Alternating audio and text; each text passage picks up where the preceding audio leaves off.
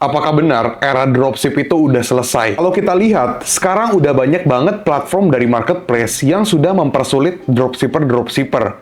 Nggak perlu gue sebutin nama platformnya apa, kalian juga udah pasti udah pada tahu bahwa sekarang itu dropship dipersulit. Maka dari itu di video kali ini gue pengen membahas mengenai dropship dan solusinya. Kali aja dapat membantu kalian dan kalian akan mendapatkan insight baru dari video ini mengenai perdropshipan supaya kalian bisa sukses dropship sampai ke depannya. Tapi sebelum itu boleh untuk like dulu video ini sebagai bentuk terima kasih kalian dan ya karena apresiasi kalian karena gue telah membuat video-video seperti ini khusus untuk pertanyaan-pertanyaan kalian dan kali aja video ini dapat memberikan kalian solusi. So yang pertama gue pengen membahas yaitu dropshipper itu tidak memiliki ikatan. So bisa dibilang dropshipper itu tidak memiliki ikatan sama sekali terhadap para importir, supplier, pokoknya sama si seller-seller yang menyediakan produk-produk. Kenapa? Karena berbeda. Kalau misalnya reseller dengan supplier, atau reseller dengan importir, atau reseller dengan si produksi, itu memiliki ikatan. Kenapa? Memiliki ikatan dalam artian mereka ini selalu ngestok. Mereka selalu membeli quantity yang mungkin disediakan sama si supplier, atau mungkin dia emang udah request mau quantity segini. Berbeda dengan dropshipper.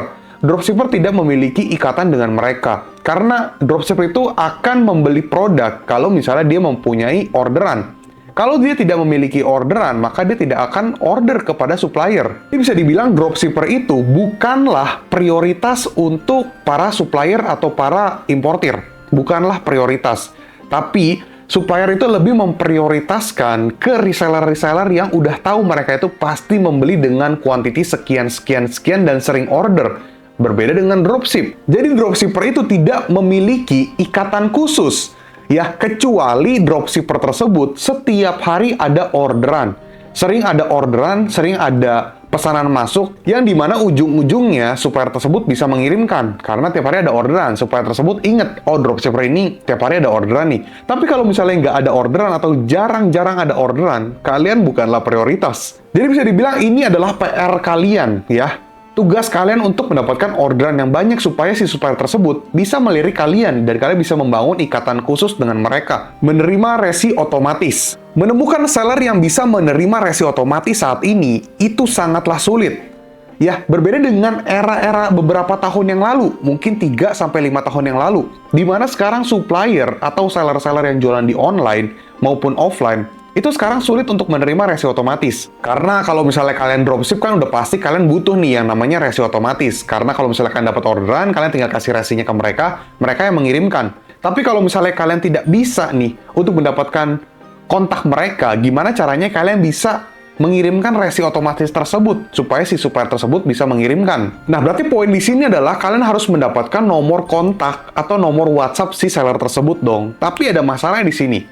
Yang pertama, tidak banyak seller atau supplier yang memberikan atau mengizinkan untuk nge-share nomornya mereka supaya bisa kalian chat ketika mendapatkan orderan dan meminta untuk dikirimkan menggunakan resi otomatis. Yang kedua, mereka ini fast respon atau tidak.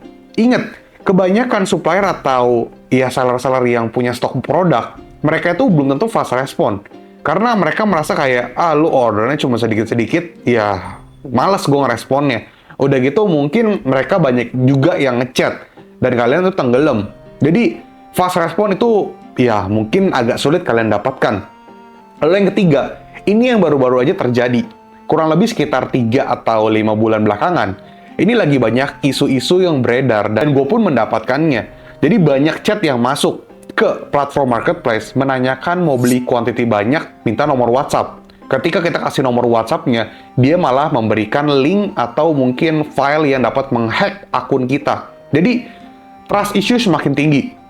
Jadi, banyaknya oknum-oknum seperti ini yang meminta nomor WhatsApp, sehingga seller sekarang udah nggak ada yang percaya untuk memberikan nomor WhatsApp.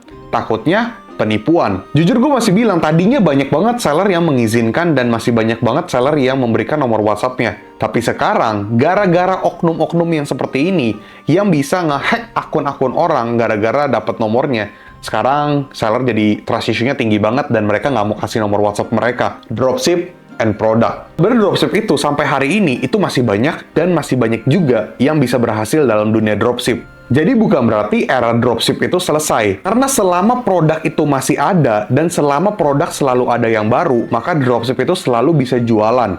Tinggal gimana caranya, PR kalian adalah bisa menemukan produk yang tepat dan produk yang selalu up to date, supaya kalian tetap bisa laku untuk dropship-nya. Karena kalian nggak jauh-jauh dari produk, dan kalian juga menemukan produk yang lagi viral, produk yang lagi populer, atau produk baru yang lagi blue ocean di market. Lalu kalian menemukan seller atau supplier yang mempunyai produk tersebut juga.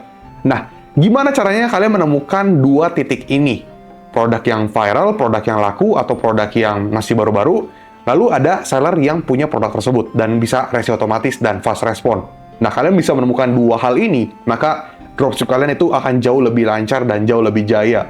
Nah, hal inilah yang sulit. Makanya gue bisa bilang, dropship itu masih bisa sampai hari ini dan eranya tidak selesai. Namun, jadi jauh lebih sulit. Dan sekarang adalah tugas kalian untuk menemukan yang tadi gue bilangin. Diam-diam menjadi reseller. Banyak banget dropshipper yang sukses, teman-teman. Dan diam-diam mereka ini dari dropship sekarang menjadi reseller, atau mungkin bisa produksi sendiri, atau mungkin menjadi importir. Nah, kalian apakah pernah menemukannya? Gua pernah menemukannya. Ada beberapa orang yang ngobrol sama gua, mereka tadinya awalnya adalah dropshipper. Dropshipper yang ngambil kayak tadi, resi otomatis. Namun ketika modalnya udah mulai terkumpul, baik dari jualan online, baik dari dia bekerja, lama-lama akhirnya dia bisa nih untuk stok produk jadi reseller, impor sendiri, atau bahkan produksi. Bahkan yang gue kenal ini, ada yang produksi bahkan sampai jadi official store. Yang berarti mereka membuat brand dan membuat PT untuk menjadi official store. Dahsyat banget gak sih? Awalnya dropshipper, tiba-tiba malah jadi official store. Dari awalnya dropshipper, jadi importir. Dari awalnya dropshipper, jadi reseller. Nah, di sini tuh banyak banget dropshipper yang seperti itu. Tapi mereka itu diam-diam. Jadi diam-diam menghanyutkan, teman-teman. Makanya gue bisa bilang kayak, sekarang tuh, ya bisa. Cuman sekarang adalah tugas kalian. Apakah kalian mudah menyerah? Apakah kalian tidak mau berusaha lebih? Dan apakah kalian itu tidak pintar dalam memaintain produk, profit kalian, lalu perputaran uang kalian, supaya kalian nggak mau dong stuck jadi dropshipper. Karena jadi dropshipper itu banyak jeleknya juga, teman-teman. Bisa dibilang kayak kalian nggak tahu stok produknya ready atau enggak. Yang kedua, kalian itu untuk mendapatkan pengiriman yang lebih cepat lebih sulit karena ya nunggu mereka nunggu supplier tersebut ngirimin. Yang ketiga, sulit untuk mendapatkan respon yang cepat dari si seller atau supplier. Lalu produk-produknya juga nggak bisa banyak yang dieksplor. Jadi banyak juga kerugian walaupun ada juga keuntungannya yang banyak. Tapi kita ngomongin kerugian aja nih. Makanya nggak mungkin kalian stuck terus jadi dropshipper dong. Pasti kalian ingin berkembang. Maka jadilah dropshipper yang pintar dan bijak. Jadi sampai hari ini gue bisa bilang kayak dropship masih bisa, tapi lebih sulit. Ya gue rasa semua bisnis juga sulit lah ya. Nggak ada bisnis yang gampang. Nggak ada bisnis yang mudah.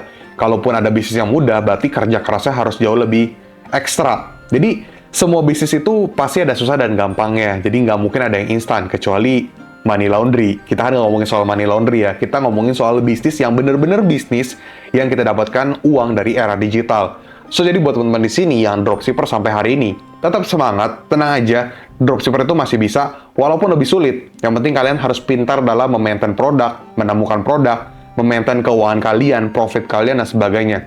Tolong serius banget nih dalam jalin dropship. Karena jangan sampai kalian stuck jadi dropshipper terus. Berkembanglah menjadi reseller, berkembanglah menjadi importir, berkembanglah jadi produksi sendiri, sampai bahkan bisa jadi PT atau official store. So that's it, segitu aja video dari gua. Semoga membantu kalian dan menambahkan wawasan baru untuk kalian. Jangan lupa subscribe, komen, dan like. Kalau misalnya kalian ada pertanyaan, silahkan komen aja. Atau mungkin kalian pengen sharing dan sebagainya, komen aja teman-teman. Gua akan sangat-sangat happy kalau misalnya kalian itu mau meramaikan komen. Dan jangan lupa like, ditunggu untuk video-video gue selanjutnya. Sekali lagi jangan lupa subscribe.